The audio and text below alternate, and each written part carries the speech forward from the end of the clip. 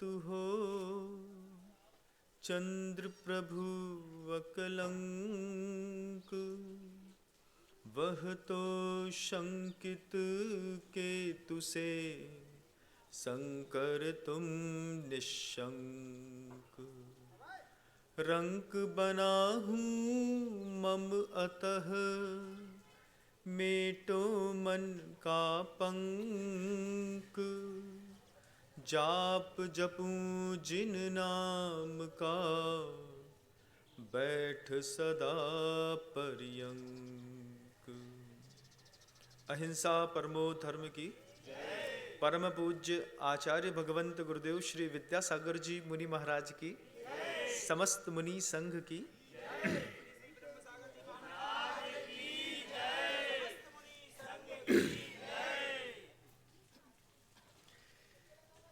जीवन के या यूं कहो कि विश्व के कुछ सार्वभौमिक सत्य हैं जिनको हम समझ लें तो जिंदगी और आसान हो जाती है। विश्व का कोई भी धर्म हो, किसी भी धर्म के आप मानने वाले हो, किसी को भी अपना इष्ट आराध्य मानते हैं, किसी भी मंदिर में जाते हैं, लेकिन विश्व के कुछ सार्वभौमिक सत्य हैं बंधु। उस विश्व के सार्वभौमिक सत्य में एक पहला और जबरदस्त सत्य है, परस्पर उपग्रहो जीवानाम। सूत्र है, वह सूत्र कहता है कि हम आपके ऊपर उपकार करेंगे, आप हमारे ऊपर उपकार करिएगा। इसी से पूरे विश्व की व्यवस्थाएं चलती हैं। हम ऐसा नहीं कि सिर्फ एक तरफ से लेते जाएं, छीनते चले जाएं या फिर कैप्चर करते चले जाएं। इतने से विश्व की व्यवस्थाएं नहीं चलती। विश्व की व्यवस्था चलती है परस्पर उपग्रह जीवानाम। हम तुम्हारे ऊपर, तुम हमारे ऊपर उपकार करो। जिसका जो लेते हो उसको देना सीखो। पृथ्वी से अगर जल लेते हो तो जल के ऊपर भी उपकार करो। वो ग्रीष्म ऋतु में आपको शीतलता देता है, बचाता है, प्राण की रक्षा करता है, आपकी प्यास की वेदना को नष्ट करता है। तो आप जल के ऊपर उपकार करिए इस बात का कि उसका बेकार में दुरुपयोग नहीं करेंगे, व्यर्थ में बहाएंगे नहीं। उसको बारिश के दिनों में जब प्रकृति आपको भरपूर देती है, उस समय उस जीवन तत्व की रक्षा करना भी हमारा कर्तव्य बनता है। परस्पर उपग्रहो जीवानाम।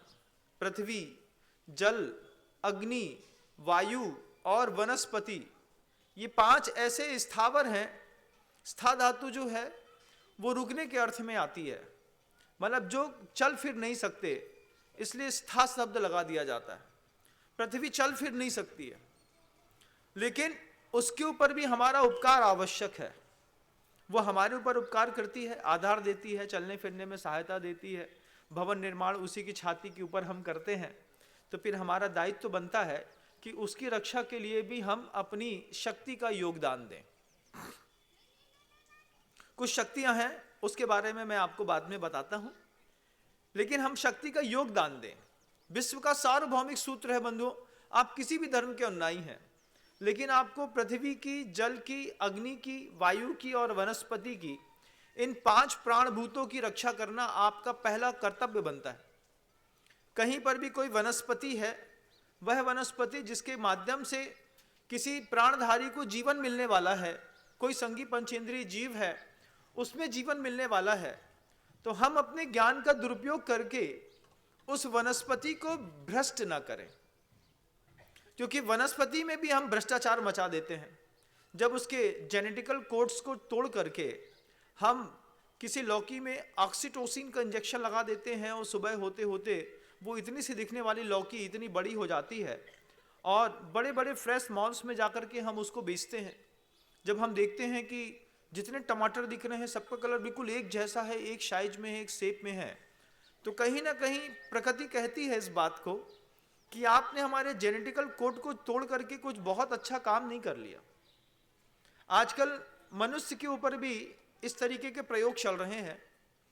व्यक्ति चाहता है कि मेरा बच्चा 6 फुट का हो, स्पोर्ट्स में आगे निकले, गोरा निकले, उसकी आंखें नीले कलर की हो, उसके लिए मॉडिफाई जेनेटिकल कोड्स को तोड़ करके कुछ ऐसी संरचनाओं का वहाँ पे प्रयोग किया जाता है। आईवीएफ टेक्नोलॉजी के माध्यम से कुछ ऐसे स्पर्म माँ के गर्भ में प्रवेश कराए जाते हैं कि प्री डिसाइडेड रहता है कि मेरे ये जो संतान पैदा हो रही है, ये संतान पैदा होने के बाद स्पोर्ट्स में आगे जाएगी, ये साइंटिस्ट बनेगी, ये टीचर बनेगी। उस तरीके के जेनेटिकल सिंड्रोम्स को तोड़ करके, कोड की चेंजिंग करके हम सामने वाले को एक नया प्रस्तुतिकरण करते हैं। विदेशों में इस तरीके के अब नए तरीके के सैनिक बनाने के प्रोग्राम भी चल रहे हैं कि जिनकी हाइट 8 फुट की होगी, 7 फुट की होगी, मनुष्य होंगे, अत्यधिक शक्ति संपन्न होंगे और उसके बाद वो देश की रक्षा करने के काम आएंगे। ये क्या है? नानम चदुपौत्तम मोह पावक पदा होदी, ऐसा पूज्य गुरुदेव का सूत्र है। गुरुदेव कहते हैं ज्ञान का दुरुपयोग करके हम अपना जीवन भ्रष्ट करते तो कोई बात नहीं थी, लेकिन हमने प्रकृति भ्रष्ट कर दी, पृथ्वी भ्रष्ट कर दी, जल भ्रष्ट कर दिया, अग्नि को भ्रष्ट कर दिया, अग्नि का भ्रष्टाचार भी हो गया। वह अग्नि के ताप की शक्ति का आपने दुरुपयोग करके या अत्यधिक उपयोग करके उसकी पूरी शक्ति जो आगे आने वाले अभी कई हजार साल तक चल सकती थी, हमने उसमें ऐसा संकट पैदा कर दिया है कि अब आदमी सोचता है कि अगली सदी कोयला देख पाएगी कि नहीं देख पाएगी, अगली सदी को पेट्रोल मिल पाएगा कि नहीं मिल पाएगा, अगली सदी को अपने उपयोग करने के लिए और किन्हीं अन्य रिसोर्सेस के ऊपर डिपेंड करना पड़ेगा। तो आज विज्ञान नए नए रिसोर्सेस को खोज रहा है कि अग्नि कहीं धरती से खत्म ना हो जाए। तो आज हम सूर्य की रोशनी के माध्यम से नई तरीके के जनरेशन को जनरेट करने के लिए हम एक नई टेक्नोलॉजी ला रहे हैं। कल तक पेट्रोल से गाड़ी चलाते थे, आज हम लिथियम से चला रहे हैं। कल हो सकता है लिथियम से बदल करके हम किसी एनर्जी सोर्सेस के ऊपर चले जाएंगे। ये मैं आपको बात बताना चाहता हूं कि सार्वभौमिक सूत्र है परस्पर उपग्रहो जीवा नाम का, कि हम दुनिया के प्रत्येक व्यक्ति से, किसी भी जीव से, पदार्थ से, वस्तु से, जड़ से, चेतन से कुछ लेते हैं तो हम उसको देना भी सीखें। अगर हम नहीं देते हैं तो हम अपकारी माने जाएंगे। फिर दूसरा एक बहुत अच्छा सूत्र है अहिंसा परमो धर्मः का। अहिंसा परमो धर्म, अगर किसी एक संप्रदाय का सूत्र आप मांगते हैं, अगर आप ये कहते हैं कि सिर्फ जैनियों के अहिंसा परमो धर्म है, तो ये बिल्कुल गलत बात है। अहिंसा परमो धर्म आपको महाभारत में भी मिल जाएगा। रामायण में भी रामचंद्र जी ने साफ साफ रावण से कह दिया था कि देखो, तुम सीता को किसी भी भाव से ले गए हो, लेकिन मैं युद्ध नहीं चाहता, मैं किसी की हिंसा नहीं चाहता, मैं किसी को मारना भी नहीं चाहता। रावण को अहंकार था, लेकिन रामचंद्र जी ने कहा था उतनी ही विनय और शालीनता के साथ सीता को मेरे सामने छोड़ जाओ, हम चुपचाप अयोध्या लौट जाएंगे, हमें युद्ध करना ही नहीं है। लेकिन फिर वे सूत्र भी सार्थक करने थे, विनाशाय च दुष्कृताम धर्म संस्थापनार्थाय संभवामि युगे युगे। वे सूत्र स्थापित करने के लिए कई लोगों की मति मारी जाती है, तब किसी को धनुष और बाण उठाना पड़ता है, किसी को मशीन गन उठानी पड़ती है, किसी को मिसाइल चलानी पड़ती है, किसी को उनके घर के अंदर घुस करके उनको निपटा करके वापस लौटना पड़ता है, तब जाकर के कोई आदमी नरेंद्र मोदी की जय जयकार करता है। हम चाहते नहीं हैं, क्योंकि भारत की संस्कृति संकल्प ही हिंसा का त्यागी है। वो संकल्प पूर्वक किसी चीज की हिंसा नहीं करता। हम जानबूझ करके किसी मारने के अधिकार से किसी के देश में भी नहीं घुसते हैं।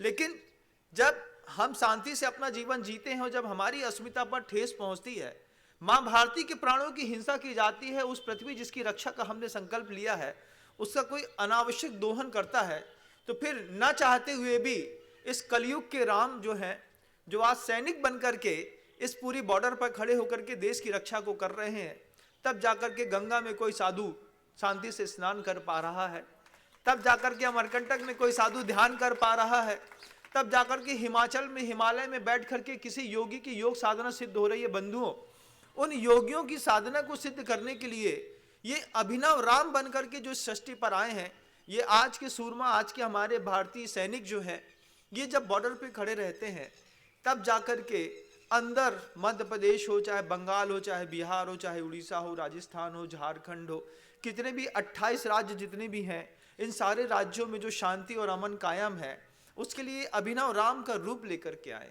पृथ्वी की रक्षा का संकल्प है इनका, और कितना बड़ा संकल्प है कि उसकी रक्षा के लिए हम जान दे सकते हैं।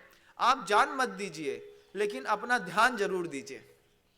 आपको सिर्फ ध्यान देने की जरूरत है कि हम पृथ्वी का दुरुपयोग न करें, हम जल का दुरुपयोग न करें, हम वायु का दुरुपयोग न करें। अनावश्यक पदार्थों का जब हम बाहर परिष्करण करते हैं, जब हम बहुत सारे बम फोड़ते हैं, पटाखे फोड़ते हैं, उससे जो मैग्नीशियम नाइट्रेट का जो धुआं पूरे आसमान में उड़ता है, कभी आप एक माचिस की तीली के बारूद को नाक के सामने जलाइएगा बंधुओं, कभी आपने इसको प्रयोग करके देखा होगा। अगर माचिस की तीली जलाते वक्त जो धुआं उड़ता है वो सीधा नाक से आप इनहेल कर लें और सिर्फ 3 सेकंड के लिए अंदर रोक लें तो आपका हार्ट फेल हो जाएगा। आप यहां तक ले पाते हैं उसको और वहीं के वहीं छोड़ देते हैं। कई लोग तो दूर से नाक से वो इतना सा बारूद जलाते हैं, तो आपको एक व्यक्ति की मौत का कारण बन सकती है माचिस की एक तीली मात्र। फिर आप सोचिए, जब आप इतना बड़ा बम जलाते हैं और उससे जो ऑक्सीजन को खराब करने वाली गैसें निकलती हैं और दूर वातावरण तक जाते हुए छोटे छोटे जीवों की हिंसा करते हुए प्रकृति की एक संरचना का, संस्कृति का पूरा नाश करने में तुली है, तब हमारी यह अपेक्षा रहती है कि हम वायु की भी पवित्रता बना करके रखें। औद्योगिक क्षेत्रों से निकलने वाले कचरे से भी, उनकी अतिरिक्त निकलने वाली गैसों से भी ये घटनाएं घटती हैं। पराली जलाते हैं, कुछ करते हैं, वो एक उनका काम है। लेकिन जब आपको पता चले कि आसपास का पूरे राज्य में वातावरण बिल्कुल शैक हो गया है, तो फिर हमारा कर्तव्य बनता है कि जैसे भी हो सके, लेकिन पृथ्वी, जल, अग्नि, वायु और वनस्पति, इन 5 की रक्षा करना आपका कर्तव्य बनता है। क्योंकि अहिंसा परमो धर्म सूत्र है, क्योंकि हमारे यहां का सूत्र है परस्पर उपग्रहो जीवानाम, क्योंकि हमारे यहां का सूत्र है जैसी करनी वैसी भरनी। यह भी सूत्र है बंधुओं, आप जैसा करेंगे आपको वैसा भरना भी पड़ेगा। ऐसा नहीं है कि आप सोचते हैं कि हम करेंगे कोई और भरेगा। दुनिया में कोई भी सुविधा लीजिए आप, उस सुविधा का शुल्क देना पड़ता है, और कई बार धन नहीं देना पड़ता है तो मन देना पड़ता है, मन नहीं देना पड़ता है तो तन देना पड़ता है, ये सब नहीं देना पड़ता है तो आपको अपने पल्ले का पुण्य तो देना ही पड़ता है। जब तक आप अपने पल्ले का पुण्य नहीं देते हैं तब तक दुनिया में आपको कोई भी सुविधा नहीं मिलती। सांस लेने की सुविधा भी पल्ले का पुण्य देकर के मिलती है बंधुओं, बार बार आ रही है जा रही है ना, ये भी पल्ले का पुण्य देकर के। गुरुदेव ने एक बार बहुत अच्छी बात कही थी कि जीवन में गलत का प्रवेश सकारण होता है। बात को बहुत गौर से सुनिएगा, अंतर तक समझने की कोशिश भी करिएगा कि जीवन में गलत का प्रवेश सकारण होता है। बाद में कारण तो निकल जाता है लेकिन जीवन में गलत रुक जाता है। ठीक वैसे ही जैसे जब आपके यहां कोई निडल से आपको इंजेक्शन दे रहा हो तो एक मोटा सा पाइप को भी साथ में अंदर डालता है, उसके अंदर पतली सी सिरिंज जाती है, बाद में मोटा पाइप तो बाहर आ जाता है लेकिन सिरिंज अंदर रुक जाती है। जीवन में गलत का प्रवेश हमेशा सकारण होता है। कुछ दिनों बाद हमको वो गलत करने की ऐसी आदत पड़ जाती है और हम कारण भूल जाते हैं कि हम गलत करना क्यों सीख गए। कारण तो चला गया लेकिन गलत जीवन का अंग बन जाता है। वे गलतियां रहती हैं जो मनुष्य को आगे चल करके पतन के रास्ते पर लेकर के जाती हैं। और इस बात पे विश्वास न हो तो महाराज श्रेणिक का उदाहरण जैन दर्शन में आता है बंधु। महाराज श्रेणिक वे श्रेणिक थे जिन्होंने भगवान महावीर स्वामी से साक्षात 60,000 से ऊपर प्रश्न पूछे। उनके समोषण में जाकर के बैठे। समोषण क्या है, कितनी विशाल रचना थी कि 20,000 सोने की सीढ़ियां, और पहली सीढ़ी में पैर रखें तो आगे वाली सीढ़ी में अपने आप पहुंच जाकर के वहां पे जाकर के खड़े हो जाते थे। ऐसा वह अद्वितीय समोषण लगता था बंधुओं। अभी आपके यहां भी 3 तारीख को लगेगा, आप भी देखेंगे 3 तारीख को कि समोषण यहां लगा हुआ है। 3 मार्च को यहां भी समोषण लगेगा बंधुओं। आप देखिए कि वे महाराज सैनिक जैसी करनी वैसी भरनी में महाराज सैनिक ने 60,000 से ऊपर प्रश्न भगवान महावीर स्वामी से खुद पूछे, खुद भगवान के समोषण में जाकर के बैठे, खुद भगवान को अपनी आंख से देखा, उसके बाद भी नरक चले गए। क्यों चले गए? जीवन के प्रारब्ध में कुछ ऐसा कर्म कर लिया कि कोई मुनि महाराज जंगल में बैठे थे और कौतुकवशात किसी मुनि की, किसी साधु की समता की परीक्षा करने के लिए उन्होंने दूर में जाते हुए एक सांप को एक बाण से मार दिया, और बहुत मोटे और लंबे सांप जिसको बाण लगा हुआ था, रक्त का प्रवाह बह रहा था, उस मरे हुए सांप को उसी बाण से उठा करके और धीरे से एक शांत दिगंबर साधु के गले में लटका दिया बंधु, और जाकर के पत्नी के पास जाकर के चुपचाप सो गए। 3 दिन तक उसकी चर्चा तक नहीं करी। चौथे दिन पत्नी से कहा कि वो तुम्हारे वो जो साधु थे ना, वो साधु को मैंने उनकी आज परीक्षा लेकर के आया, भाग गया होगा अभी तक। महारानी चेलना सुन करके कांप गई, क्योंकि आज भी जैन कुलों की बेटियां अन्य कुलों में जाती हैं, अन्य कुलों की बेटियां भी जैन कुलों में आती हैं। लोगों में ये जो अदर कास्ट में विवाह करने का जो एक प्रचलन बना हुआ है, ये वर्ण व्यवस्था को बहुत ज्यादा दूषित करता है। ये उस समय भी दूषण हो गया जब किसी अन्य जैन कुल की बेटी जो है अन्य कुल में चली गई, और अन्य कुल के व्यक्ति को दिगंबर जैन साधु की समता, क्षमता और ममता की कीमत नहीं पता थी। उनको लगता था कि साधु है, जरा सी बात में भाग जाएगा, उसकी समता कितनी ऊंची है, उसकी ममता कितनी ऊंची है, और उसकी क्षमता कितनी ऊंची होती है दिगंबर जैन साधु की, कि संकल्पी हिंसा तो छोड़ो, वो विरोधी हिंसा का भी त्यागी होता है बंधुओं। कोई गला काटने के लिए अगर तलवार लेकर के सामने आ जाएगा जैन साधु के, तो जैन साधु उसके लिए हाथ नहीं उठाएगा बंधुओं, गला सामने कर देगा कि अगर तुम्हें काटना ही है तो तुम काट सकते हो, लेकिन मैं तुम्हारा विरोध नहीं करूंगा। उस धर्म के अनुयायी है। शिक्षा इस स्तर की दी जाती है साधुओं के लिए कि आपका तो विरोधी हिंसा का भी त्याग है। लेकिन वो महाराज सैनिक ने वो कमाल कर दिया कि साधु की क्षमता और समता और ममता की परीक्षा करने के लिए एक सांप को मार करके उनके गले में ऐसा लटका बस दिया, लटका दिया बंधुओं। छोटी सी बात थी। 3 दिन बाद चेलना से कहता है, तुम्हारे साधु के गले में हम सांप लटका के आए थे जंगल में, अब तक तो उठ के भाग गया होगा। चेलना ने कह दिया, अगर वो दिगंबर गुरु हैं, अगर वो मुनि महाराज हैं, आज भी अभी भी वहीं पर वैसे ही बैठे मिलेंगे महाराज, आप लेके चलिए। आपने ये उपसर्ग साधु के जीवन में कहां, किस स्थान पे किया? महाराज को विश्वास नहीं हुआ, चेलना रोने लगी, चेलना कांप गई। उसने कहा, अन्न पानी तो तब दर्शन करूंगी अन्न का जब पहले मैं मुनि महाराज को देख लूंगी। वहां तक पहुंची बियाबान जंगल में घोड़े दलबल को लेकर के। सैनिक और चेलना दोनों उतरे अपने रथ से। देखा अभी भी वे मुनि महाराज शांत बैठे थे कायुसर्ग की मुद्रा में। ऐसा नहीं कि वे यशोधर मुनि महाराज के शरीर में पीड़ा नहीं हो रही थी, पीड़ा तो हो रही थी, लेकिन उस साधु की सहन शक्ति का संकल्प था कि जब तक यह उपसर्ग दूर ना होगा तब तक मैं यहां से उठूंगा नहीं। चेतना भाव से मुक्त हो गई है, ऐसा नहीं। दुख दर्द तो साधु को भी होता है, लेकिन सहन शक्ति उनके गुरु क्या पवित्रतम स्तर की पैदा करते हैं कि जब तक उपसर्ग का निवारण ना हो तब तक यहां से बाहर जाना मत। जाकर के देखा, महाराज ने उतर करके चेलना के साथ वहीं पर चुपचाप बैठे थे मुनि महाराज। राजा सैनिक का हाथ जुड़ गया।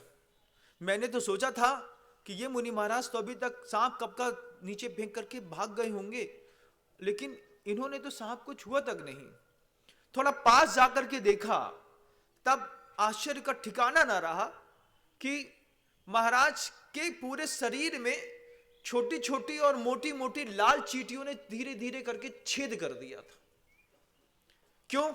क्योंकि मरे हुए सांप की गंध, उससे बहते हुए रक्त के प्रवाह की सुगंध को सूंघ करके चींटियों ने चढ़ करके धीरे धीरे उस सांप के चक्कर में महाराज की देह के अंदर छेद कर दिया। इस कर्म के बंध के कारण भगवान महावीर के दर्शन करने के बाद भी, उनसे 60,000 प्रश्न पूछने के बाद भी, पूरे मगध के साम्राज्य के अधिपति होने के बाद भी, लेकिन ऐसा कोई पाप कर दिया जिस पाप का प्रायश्चित इस भाव में तो संभव नहीं था। उन्हीं के बेटे कुणिक ने उनको जेल के अंदर बंद कर दिया।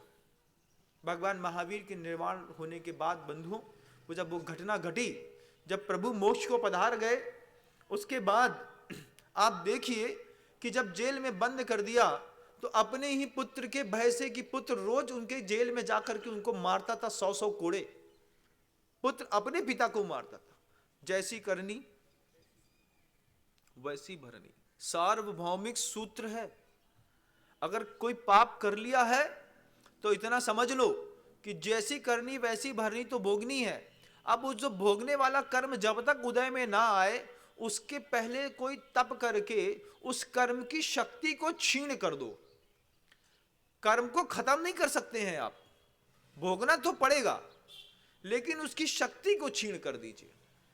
कैसे छीण कर दें महाराज?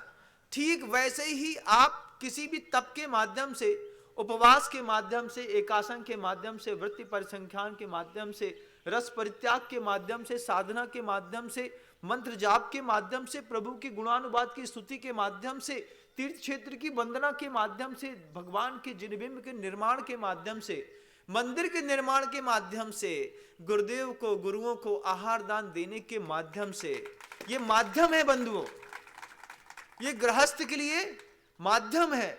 इस रोटी के दान से मेरा कोई पाप कट जाए जिससे मुझे नरक ना मिले। इस मंदिर में जिनबिंब की स्थापना करने के माध्यम से मैंने पता नहीं पूर्व में कौन सा पाप किया है, वो पाप कट जाए। मंदिर के निर्माण के माध्यम से लेकिन मेरा पाप कट जाए। इस पाप कटने के प्रति अगर आपका आकर्षण नहीं होता, आप मजाल है कि 1 भी रुपए दान में देते। महाराज शैनिक ने क्या कमाल किया सोचिए। कुणिक लगातार रोज आकर के 100-100 कोड़े मारता था, लेकिन जैसी करनी वैसी भरनी बंधु। एक दिन महाराज ने देखा कि ये लड़का आज मुझे फिर मारने आ रहा है, तो महाराज ने खुद आत्मघात कर लिया और नरक में जाकर के विराजमान हो गए। आत्मा मरती नहीं बंधु, शरीर परिवर्तन होता रहता है, बदलाव होता रहता है, लोग यहां से आते हैं वहां चले जाते हैं, लेकिन आत्मा कभी मरती नहीं। जैसी करनी वैसी भरनी सार्वभौमिक सूत्र है। इस सूत्र में बस इतना सा फर्क आप कर सकते हैं कि तप के माध्यम से आप अपने आने वाले आगत कर्म की, पाप कर्म की शक्ति को छीन कर सकते हैं। ठीक वैसे जैसे आपकी पत्नी, क्या जैसे आपकी पत्नी जब आपको करेला खिलाना चाहती है तो करेले के कड़वेपन को दूर करने के लिए उसको बनाती है, छीलती है, नमक के घोल में डालती है, पानी से अच्छा बार बार धोती है, उसके बाद उसमें थोड़ा गुड़ मिलाती है, उसमें थोड़ी सी मेथी दाना मिलाती है, किशमिश मिलाती है, और जब वो गरम गरम बना करके उस कड़वे करेले को आपके हाथ के सामने रखती है, क्या बनाया है, आप क्या बोलते हैं? क्या बनाया है तुमने? कितनी गजब की करेले की सब्जी बनाती हूं। मूल में क्या है वो? कड़वा। खाने में कैसा? इतना मीठा कि आप आधा किलो करेला अपनी पत्नी की बनाई गई सब्जी को रोटी के साथ बिना दाल के, बिना मीठे के खा लेते हैं। ये क्या है? भोगने की शक्ति की एक शैली है बंधुओं। जब आपके जीवन में थोड़ी भगवान की भक्ति जुड़ जाए तो समझना कि हमने अपने कड़वे जीवन में थोड़ा सा गुड़ मिला लिया। जब आपको दान देने का भाव आ जाए तब समझना कि हमने करेले की ऊपरी परत को छील दिया है। जब आप तब कर ले तब आप समझना उसमें कि हमने नमक के पानी से करेला धो लिया है बंधुओं। अब इस शक्ति के माध्यम से आप उस कर्म को भोगने से आप क्या कर सकते हैं? उसमें तनिक बदलाव ला सकते हैं। उसके कड़वेपन को आपने खत्म नहीं किया, उसके कड़वेपन की शक्ति आज भी विद्यमान है। लेकिन जब आप उस पाप को भोग रहे होते हैं, जब आप उस करेले को भोग रहे होते हैं, इसका भाई साहब आप थोड़ा सा ई को खत्म कर दीजिए, थोड़ा कम कर दीजिए, क्योंकि वो आवाज को डिस्ट्रैक्ट करता है। प्रवचन के बीच में प्रयोग न करें, है ना? प्रवचन के पहले करके देख लें। तो मैं आपको कहना चाहता हूं कि जैसे आप उस समय करेले कड़वे को इतना धो लिया, मांज लिया, साफ कर लिया और पूरी शक्ति के साथ तैयार हो गया, लेकिन कर्म का स्वभाव नहीं बदला। कर्म उस वक्त भी कड़वा था, आज भी कड़वा है। बस इतना है कि आपको भोगते समय वो मीठा लगेगा, उधर में जाने के बाद तो वो अपनी अनभाग शक्ति का असर आपको दिखाएगा ही दिखाएगा। जीवन का सार्वभौमिक सूत्र है बंधुओं, जैसी करनी वैसी भरनी। सार्वभौमिक सूत्र है अहिंसा परमो धर्मः। सार्वभौमिक सूत्र है क्या? परस्पर उपग्रहो जीवानाम। और जीवन का एक और सार्वभौमिक सूत्र है बंधुओं। 4 सार्वभौमिक सूत्रों की चर्चा है आज के दिन। आत्मनः प्रतिकूलानि परेशान न समाचरेत। जो तुम्हें अच्छा नहीं लगता है वो तुम किसी और के साथ व्यवहार मत करो। ना प्रकृति के साथ करो, ना पुत्र के साथ करो, ना भोजन के साथ करो, ना शब्दों के साथ करो, ना संपत्ति के साथ करो, ना स्वभाव के साथ करो, ना प्रभाव के साथ करो, ना अभाव के साथ करो। किसी के साथ भी जो तुम्हें खुद पसंद नहीं है, कोई तुम्हारे साथ वैसा व्यवहार करता तो कैसा लगता? बहुत बुरा लगता। फिर हम तुमको वो मजा सिखाते कि तुम्हारी 7 पीढ़ियां याद रखती, समझे? फिर तुम ऐसा बोलते हो, ये जो तुम्हारे साथ किया है ना, आप लोग कैसी भाषा बोलते हैं, गृहस्थों की भाषा रहती है ऐसी, सुनो कक्का, ये जो तुम्हारे साथ उसने किया ना, ये हमारे साथ करता तो हम ऐसा मजा चखाते कि 7 पीढ़ियां याद रखती। तो आपको ये सीखना है उस बात को। आप ऐसी भाषा ना बोल करके इस चीज से सीखें कि जो गलती इस व्यक्ति ने उस व्यक्ति के साथ कर दी है, ऐसी भाषा मुझे जीवन में किसी के साथ नहीं करनी है। एक आस्तिक व्यक्ति, एक सम्यक दृष्टि व्यक्ति, एक वेरिएबल पर्सन जो है, वो इस चीज को सीखता है कि जिस चीज से सामने वाले को दुख हो गया है, ये काम मैं नहीं करूंगा। दुनिया में इस तरीके के सूत्रों की व्याख्याओं को सुन करके, इस तरीके के प्रवचनों को सुन करके, इन ब्रह्म सूत्रों को अपने जीवन में अपना करके दुनिया में कई लोगों ने नाम कमाया है बंधु। कई लोगों ने आत्मनः प्रतिकूलानि परेशान ना समाचरे नाम सुन करके, ऐसे शब्दों को सुन करके, अहिंसा परमो धर्म का सूत्र सुन करके, परस्पर उपग्रह जीवा नाम का सूत्र सुन करके जीवन में इंप्लीमेंट करके लोगों ने अपने नाम के आगे दानवीर संज्ञा लगवा ली। कर्ण ने, देखिएगा आप, कर्ण का नाम सुना है? सिर्फ शुद्ध शुद्ध कर्ण नहीं कहते उसको, नाम के साथ दिया था। क्यों? वो दानवीर कर्ण क्या था? परस्पर उपग्रहो जीवा नाम। मैं किसी का दुख देख नहीं सकता, मैं किसी को दुख दे नहीं सकता, लेकिन उसके जीवन का ब्रह्म सूत्र था, मैं किसी का दुख दूर किए बिना रह नहीं सकता। तब उसके जीवन में एक उपाधि लगी दानवीर कर्ण की।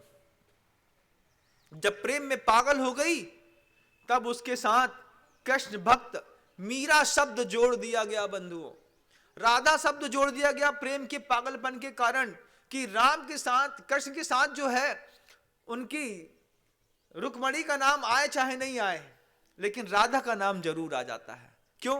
कृष्ण भक्त के रूप में कोई प्रसिद्ध हुआ तो ऐसा, कृष्ण के मित्र के रूप में अगर कोई प्रसिद्ध हुआ तो सुदामा हो गया। हम आपसे पूछना चाहते हैं, आप अपने अपने इष्ट की, अपने अपने आराध्य की पूजा करते हैं, क्या आप अपने शब्द के साथ, अपने जीवन में अपने नाम के साथ कोई उपाधि लगवा पाए हैं आज तक? दुनिया आपको किस नाम से जानती है? वे गांधी जी को भी देखिए, मोहनदास करमचंद गांधी, दुनिया में वो कमाल करके चले गए कि उसके नाम के आगे लोगों ने महात्मा शब्द लगा दिया, उसने वो उपाधि कमाई।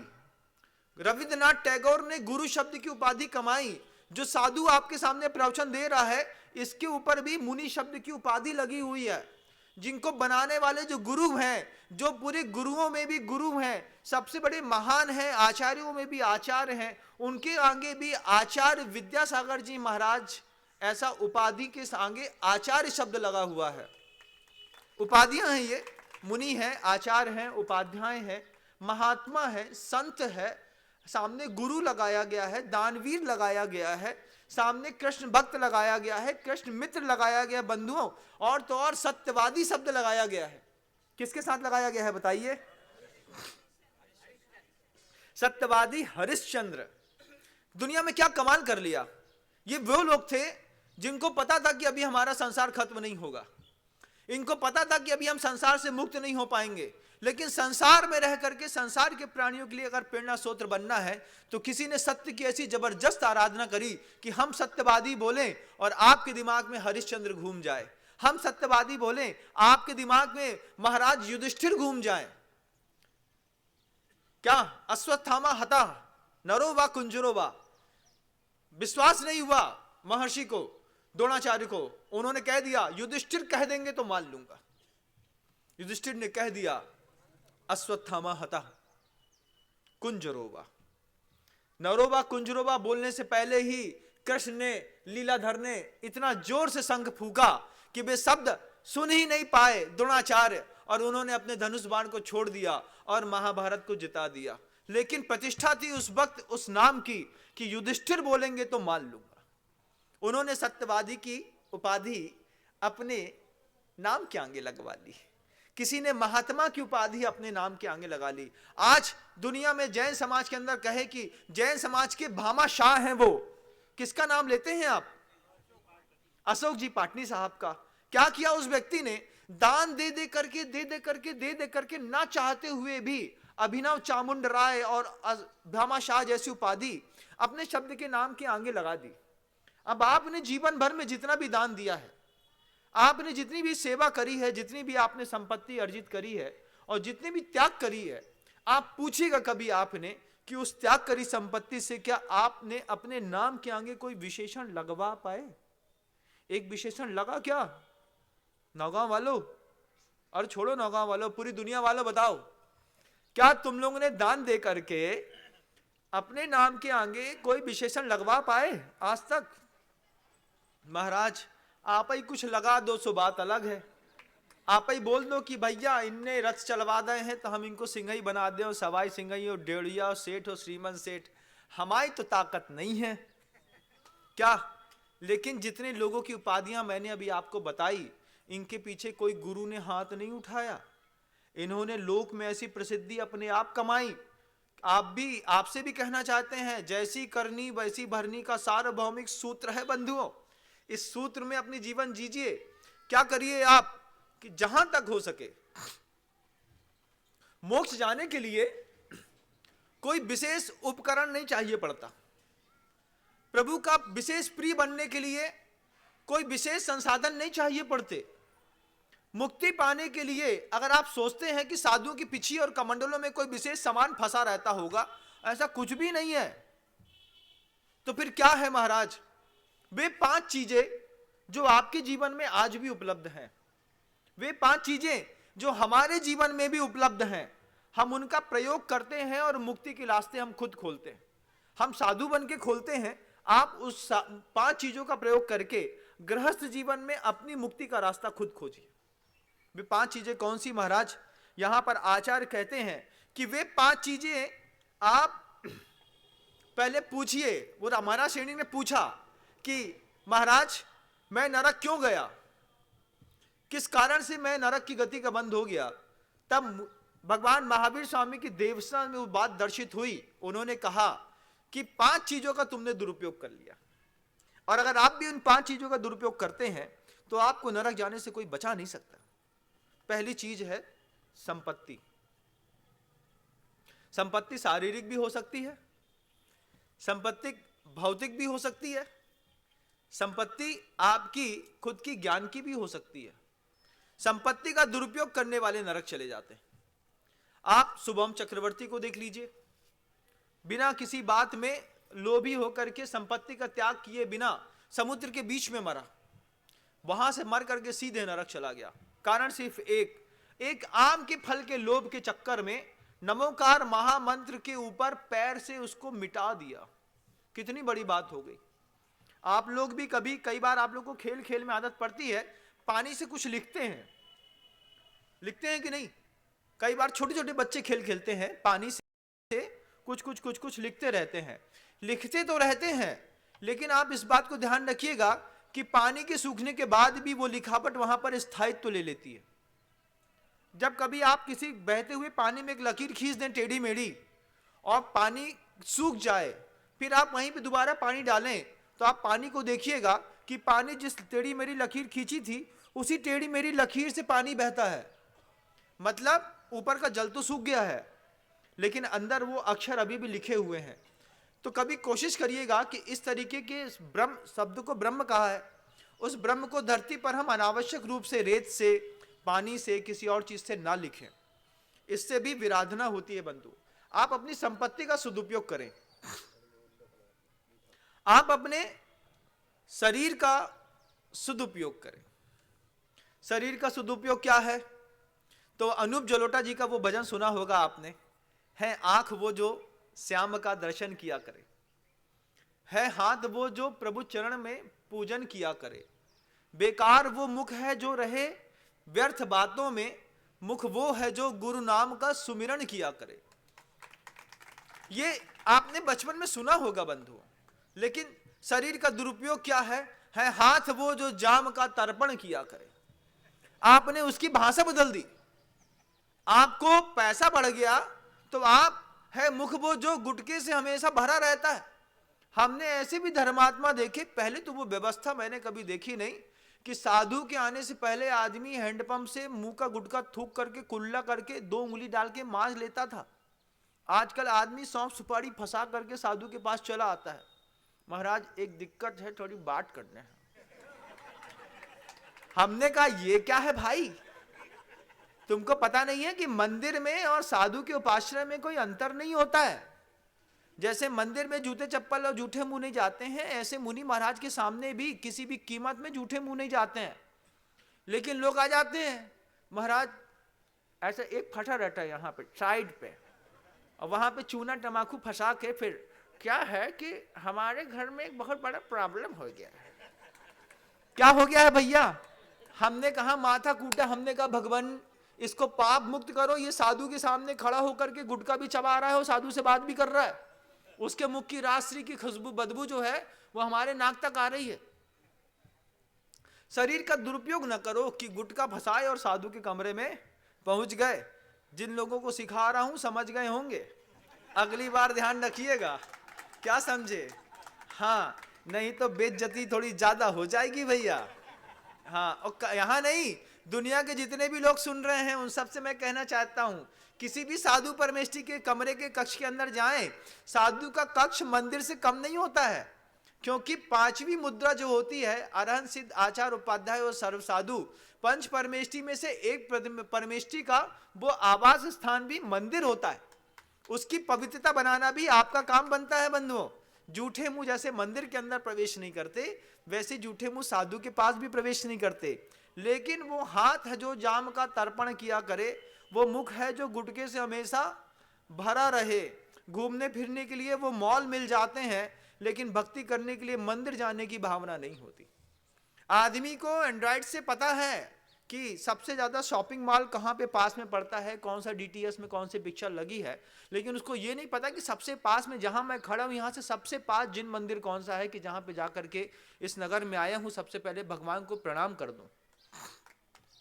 किसी भी देशावर में जाइए, कहीं भी खरीदी करने जाइए, आप किसी भी इष्ट को मानते हैं, सबसे पहले अपने आराध्य का मंदिर ढूंढिए कि इस नगर में मैं अपने व्यवसाय के जीविकोपार्जन के लिए आया हूं। सबसे पहले इस नगर के अधिष्ठित देव जो मेरे आराध्य हैं, मैं उनको एक बार प्रणाम कर लेता हूं, उसके बाद अपने व्यवसाय की शुरुआत करूंगा। आपका व्यवसाय देखते देखते 10 गुना हो जाएगा। लेकिन हम किसी भी गांव में, किसी भी नगर के अधिष्ठित देव को प्रणाम किए बिना जब वहां व्यवसाय करने जाते हैं, तो माल भेजता है 20 के रेट से, घर में आते आते 16 का बचता है। भैया घाटा लग गो। भैया पहले देवता को नमस्कार कर लिया होता, फिर धंधा किया होता। लेकिन हमारी आदत बेकार है। संपत्ति का सदुपयोग करें, शरीर का सदुपयोग करें, फिर साथ ही साथ गुरुदेव कहते हैं शब्दों का भी सदुपयोग करें। कई बार सही काम करने वाले गलत बोलने के चक्कर में नरक चले जाते हैं। हमारी जीवन शैली पवित्र है, हम रात्रि भोजन भी नहीं करते हैं, पाप भी नहीं करते हैं, लेकिन गलत बोलते हैं। बच झूठ सेती नरक पहुंचा, सुरग में नारद गया। वो क्या था? राजा वसु झूठ बोलने के चक्कर में नरक चला गया। क्या हुआ? शब्द ब्रह्म की गलत आराधना कर ली, शब्द ब्रह्म के साथ झूठ मिला दिया, वो झूठ बोलने के चक्कर में नीचे चला गया। आज भी बहुत सारे संप्रदाय के लोग ऐसे हैं बंधुओं, जब कभी देव उठनी 11 के बाद देवताओं को जागृत किया जाता है। उस चक्कर में यहां पर वो भी ऐसे बोलते हैं ना, राजा वसु ऊपर आ। नीचे है तब तो ऊपर आने की बात करते हैं। उनसे पूछे कि राजा वसु को साम्राज्य मिलना था तो स्वर्ग का मिलता, उनको भूलोक का मिलता, अधोलोक का स्वामी क्यों बनाया?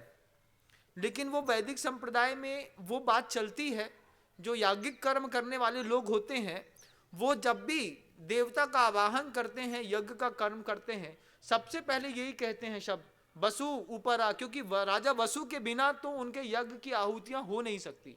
मैं गलत कह रहा हूं तो आप मुझे बता सकते हैं, क्योंकि सुन तो सभी लोग रहे हैं। आप बताइए उस बात को। बिल्कुल ऐसा ही होता है यथार्थ में। लेकिन वच झूठ सेती अधम पहुंचे, सुरग में नारद गया। शब्द ब्रह्म की उपासना सही हो, शक्ति की उपासना, संपत्ति की उपासना सही हो, शरीर का प्रयोग सही हो। महाराज शैणिक ने क्या किया कि महाराज के शरीर के साथ गलत भावों के साथ रख दिया और फिर चेलना से जाके कह दिया वो तेरा मुनि जो है उसके ऊपर मैं ऐसा करके चला आया। मुनि महाराज को अगर एक वचन में संबोधन दे दिया, बे विनम्र सागर हम उन्हें देख ले हैं, बोल के देख लो, फिर समझ में आएगी। क्या? जब घर के अंदर भूत नाचेंगे रात में भैया, फिर बोलोगे क्या हो गया? बोले हो क्या गया? साधु परमेष्ठी थे, शुद्ध चर्या करने वाले थे, लेकिन मेरी कसाय से मैंने एक वचन में उनका नाम मात्र ले लिया।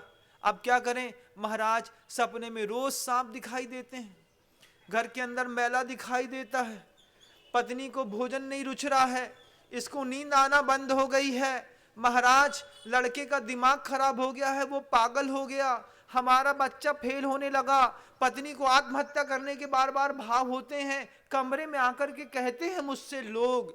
तब मैंने कहता हूं किसी मुनि की स्वप्न में भी अगर निंदा करी होगी, उसके बारे में अपलाप किया होगा, उसका ये परिणाम निकल रहा है कि नींद तो बिस्तर के लिए, नींद के लिए बिस्तर तो मोटा डनलप का गद्दा मिला, लेकिन सपने में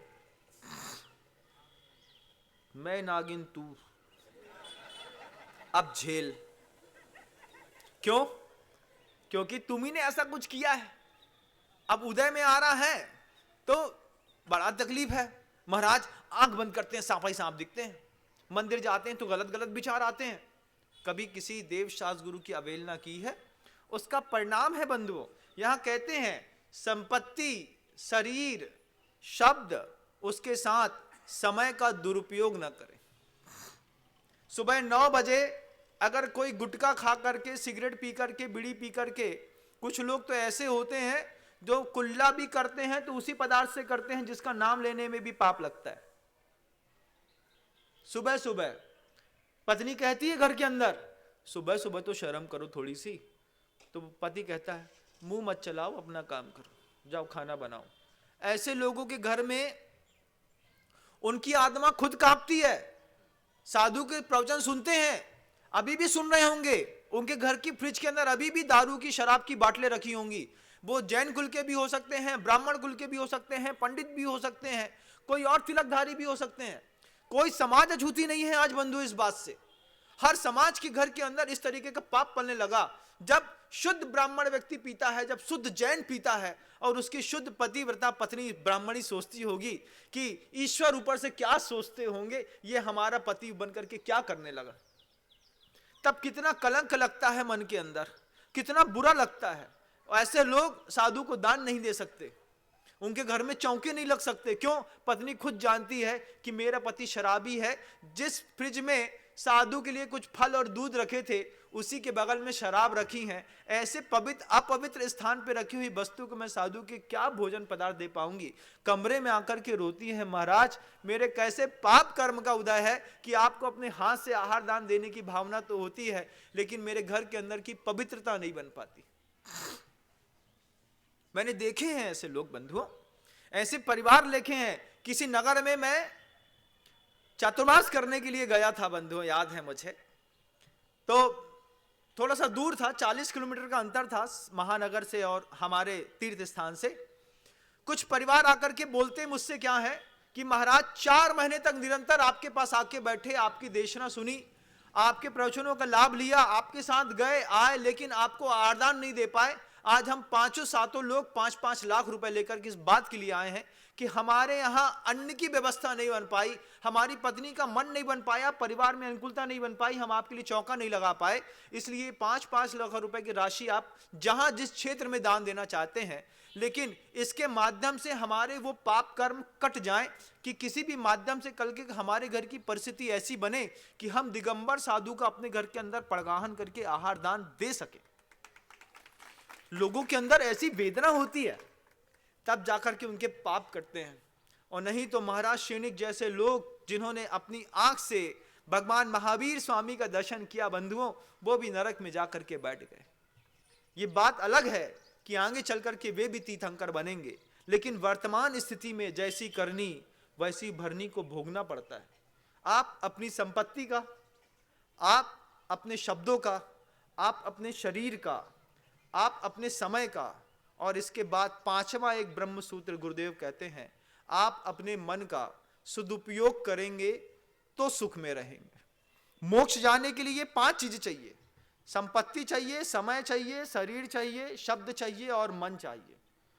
नरक जाने के लिए भी यही 5 चीज चाहिए, संपत्ति चाहिए, समय चाहिए, शब्द चाहिए, क्या चाहिए और क्या चाहिए। संपत्ति होगी तब तो भैया, जब पैसे नहीं होगा तो शराब क्या खाक पिएंगे, व्यसन खाक करेंगे, शिकार खाक करेंगे। उसके लिए भी संपत्ति चाहिए, उसके लिए भी समय चाहिए, उसके लिए भी शरीर में ताकत चाहिए। पी के लुढ़क गया तो कोई काम का नहीं है। तो कई लोग तो बड़े कॉन्फिडेंस बोले, महाराज हमारा लड़का इतना समझदार है, 7 पैक पी लेता है, लेकिन मजाल है कि एक पैर फिसल जाए। लोग ऐसा बताते हैं, मतलब उसमें ये समझते हैं कि इसमें हमारा सम्मान हो रहा है। और वो गिरे से गिरे अधम लोग तो वो हैं कि मेरी आंख के सामने देवशास्त्र गुरु के लाखों रुपए दान में देते हैं और अपनी बच्चियों की शादी ऐसे नीच कुल में कराते हैं जहां शराब जन्मजात पी जाती है। ऊंचे जितने भी वर्ण हैं बंधुओं, चाहे वो ब्राह्मण का हो, शुद्ध वैदिक हो, शुद्ध जैन हो, इनको तो हर हाल में कसम खा लेनी चाहिए, किसी भी कीमत में जिनके घरों के अंदर शराब पी जाती है ऐसे यहां पे अपनी बच्ची नहीं देंगे, चाहे कुछ भी हो जाए। लेकिन बाप बड़ा ना भैया, भैया पंचम काल में सबसे बड़ा रुपया। मैंने देखा कहीं गोवा में, कभी बंबई में जा करके अपनी बच्चियों का रिसेप्शन करते हैं, पार्टियां करते हैं, शादी करते हैं, चला करके आंख से देखा, मैंने देख के दंग रह गया कि जैन समाज के व्यक्ति ने अपनी बच्ची की शादी करी और सगाई करी अभी, और उसके रिसेप्शन काउंटर में सैकड़ों की माटल में बोतलें खड़ी हुई हैं, और यहां पर गुरु भक्त भी बन के अरहंत शरणम पब्बत जामी, सिद्ध शरणम पब्बत जामी। ऐसे लोगों का नरक शुद्ध पक्का है बंधु। लाखों करोड़ रुपए का दान दे दें, ये रसूखदार लोग, किसी की हिम्मत नहीं होती इन लोगों के बारे में बोलने की, समाज की तक हिम्मत नहीं होती। छोटे गरीब के घर के अंदर ये बात हो गई होती जैन समाज का, तो अभी समाज के मंत्री अध्यक्ष सब चढ़ गए होते, लेकिन रसूखदार व्यक्ति ने कर ली तो सब उनकी पार्टी में शामिल हैं। अरे जैन साहब की शादी है, चलना पड़ेगा। क्यों? जब जब को आंख दिखाएगा तो तुम्हारा कौन संभालेगा, ये बताओ भैया, चलो चलो चलो चलो। चले गए। यही लोग शादी पार्टी करने के बाद आचार्य के पास पहुंच जाएंगे और वहां पे जाकर के बोलेंगे, हे स्वामी, मन शुद्धि, वचन शुद्धि, काय शुद्धि। क्या काय शुद्धि?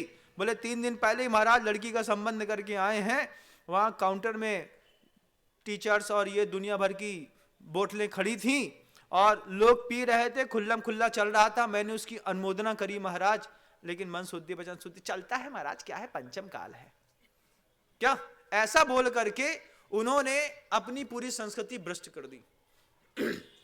जैनों ने भी कर दी, पंडितों ने भी कर दी, ब्राह्मणों ने भी कर दी। इनको अब वो कुल की, गोत्र की शुद्धि बात नहीं रह गई।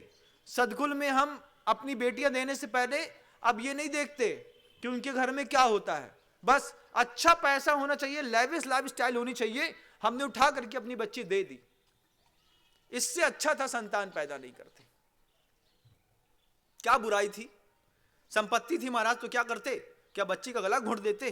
अरे बच्ची को किसी साधु से जोड़ा होता, एक बार प्रयास करा होता किसी साधु के पास ला करके कि महाराज हम इसकी शादी करने जा रहे हैं, ये मान नहीं रही, एक बार आप इसको समझा दीजिए, मात्र आप समझा दीजिए, आप एक बार पुरुषार्थ कर लीजिए, उसके बाद अब जैसा कर्म का होगा उदय होगा तो वैसा करेंगे।